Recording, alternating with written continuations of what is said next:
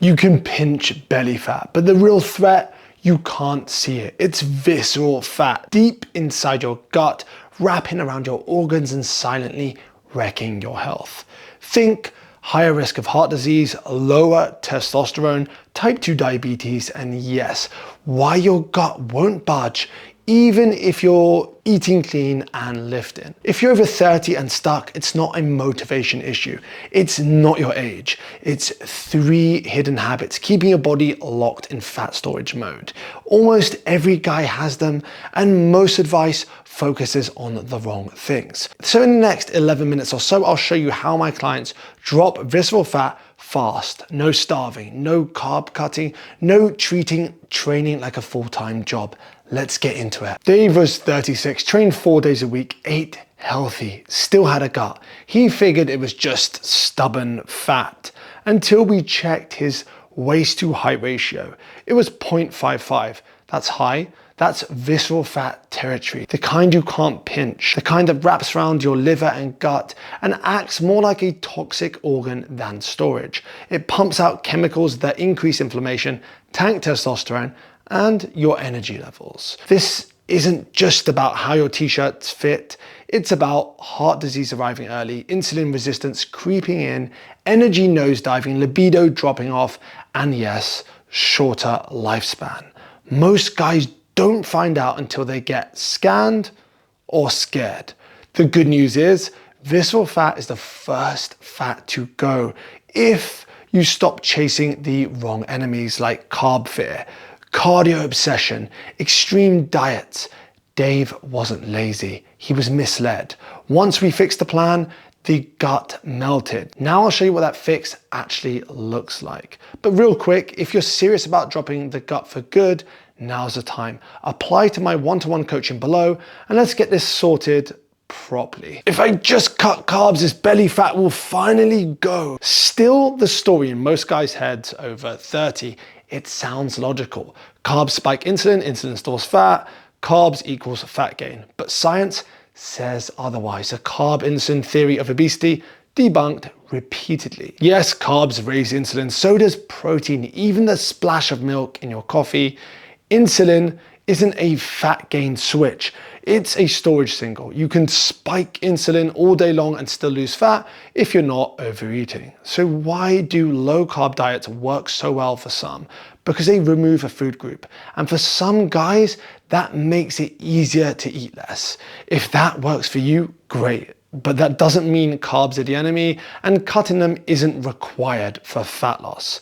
In fact, for most men trying to lose visceral fat and keep muscle, carbs help.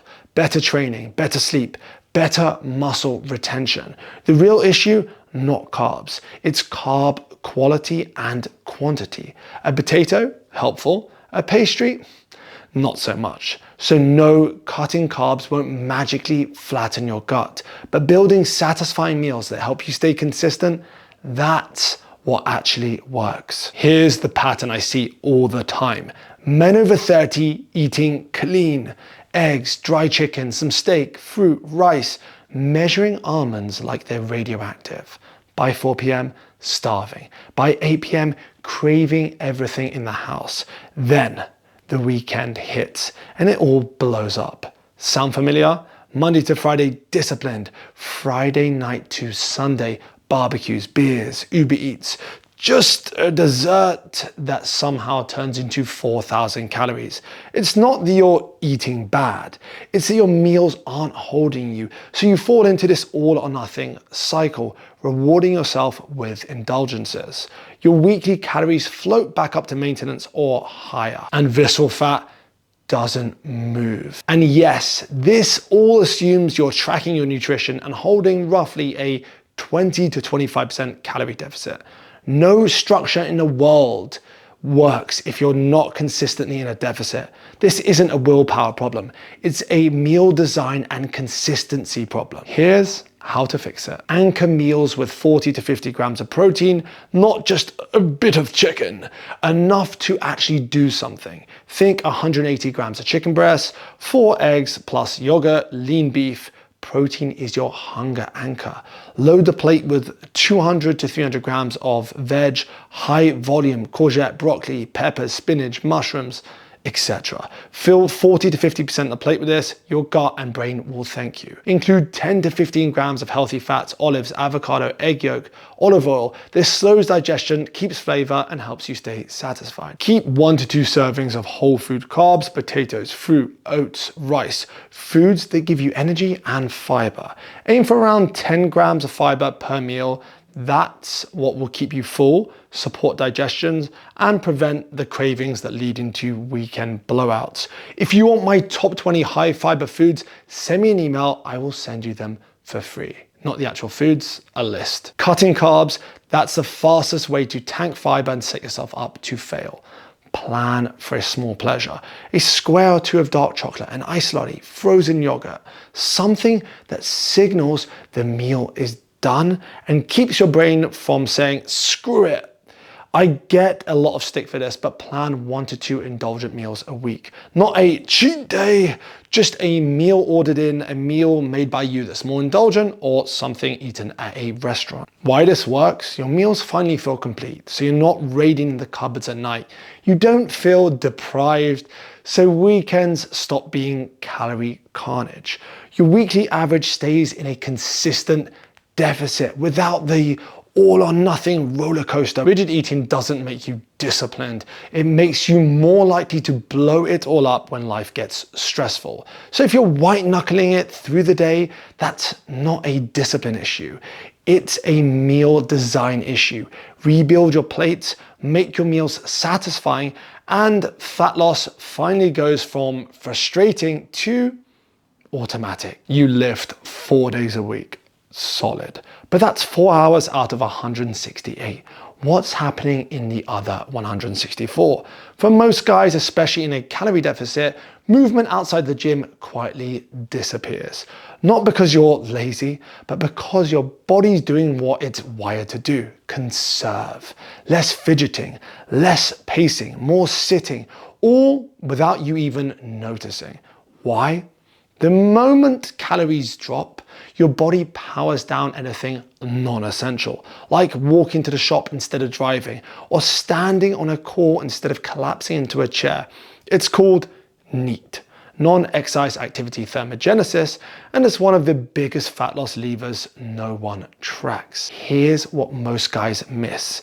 NEAT can swing by as much as 2,000 calories a day between people of the same size, mostly based on how much they move or how little they move.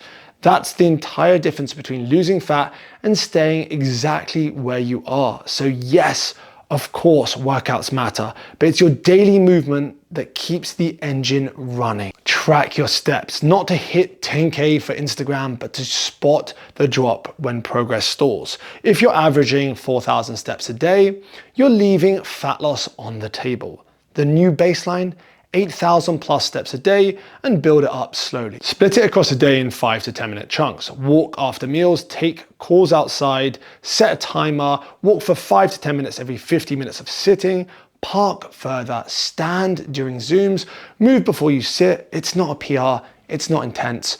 No one brags about it, but it works, especially when you want to lose visceral fat without adding in extra cardio or cutting food further. Because fat loss isn't about what happens in a gym.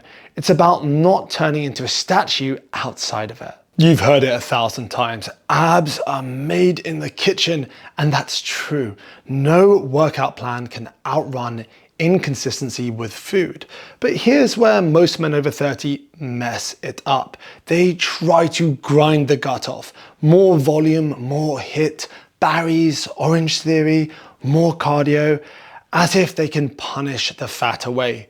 The result, aching joints, poor sleep, some sort of burnout feeling, and the same gut staring back at them in the mirror. The smarter play, rein it in. Train to build capacity, not just to burn calories. Because after 30, progress isn't about pushing harder. It's about training in a way that supports recovery, not sabotages it. And here's the reality: strength training isn't dangerous. Research shows it has one of the lowest injury rates of any activity, but men over 40, 45 are the most likely to get injured. Why? Because they skip the things that matter: proper warm-ups, gradual progression, listening to their bodies. The truth: heavy lifting done right is joint protective. It strengthens the tendons and ligaments that keep your body durable, but only if you approach it smart. Warm up properly before heavy lifts. Your 2 plates as a warm-up days are over. Use equipment that's stable and fits your body, not whatever's the cheapest. Progressively overload over time, not necessarily session to session. Here's how to fix it: strength train 3 to 4 days per week, full body, upper lower, or some kind of hybrid split. Keep it simple, focused on form and progression. Sessions don't need to be long. Even 20 to 30 minutes is enough if you're using supersets and it's well structured and preferably tracking.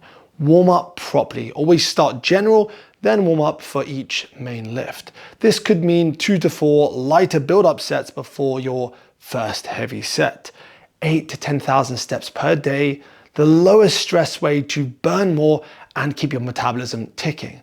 This is optional, but 1 to 2 low intensity cardio sessions like incline walking or cycling or even rowing at about 5 to 6 out of 10. So why does this work? You avoid the injury spiral that sidelines so many guys after 30. You recover faster so you stay consistent. You protect your joints, tendons, and your headspace. Because here's the thing: overwhelming plans don't just hurt physically, they mess with your head. You miss a session, you feel like you're failing, and before you know it, you're off track completely. At 30 plus, you don't need to train like a professional athlete. You need to plan so you can show up week after week without wrecking your body or your schedule. The guys who get it right, they're the ones who finally lose the visceral fat and keep it off for good. You're probably wondering what happened to Dave. 36, busy job, family, wanted to feel in control of his body again. Still lifting 4 times a week, but this time we focused where most guys don't: the boring stuff. Managing hunger so he could stay in a deficit, steps, adjusting his training so he could keep training. No cardio marathons, no cutting out bread or sugar, no 6-week shred, just small habits done daily. The result: 15 pounds down, 3 inches off his waist, visceral fat gone, all without wrecking his schedule or his sanity. That's the difference between chasing trends and running a plan that fits your life. When workouts stop wrecking you, when meals stop starving you, when your body stops resisting, fat loss just starts working. If you're tired of spinning your wheels, training hard, eating clean, and still staring at the same gut every morning, this is your window. Apply for one-to-one coaching now, and let's get this fixed starting today. Look, you're not broken, you're not too old, and you're definitely not just built this way. You've just been following plans built on extremes, burnout, and guesswork. Now you know the real levers. Build meals that actually satisfy and stay consistent. Move more outside the gym. Train smart and recover well. Then you'll probably stay injury free.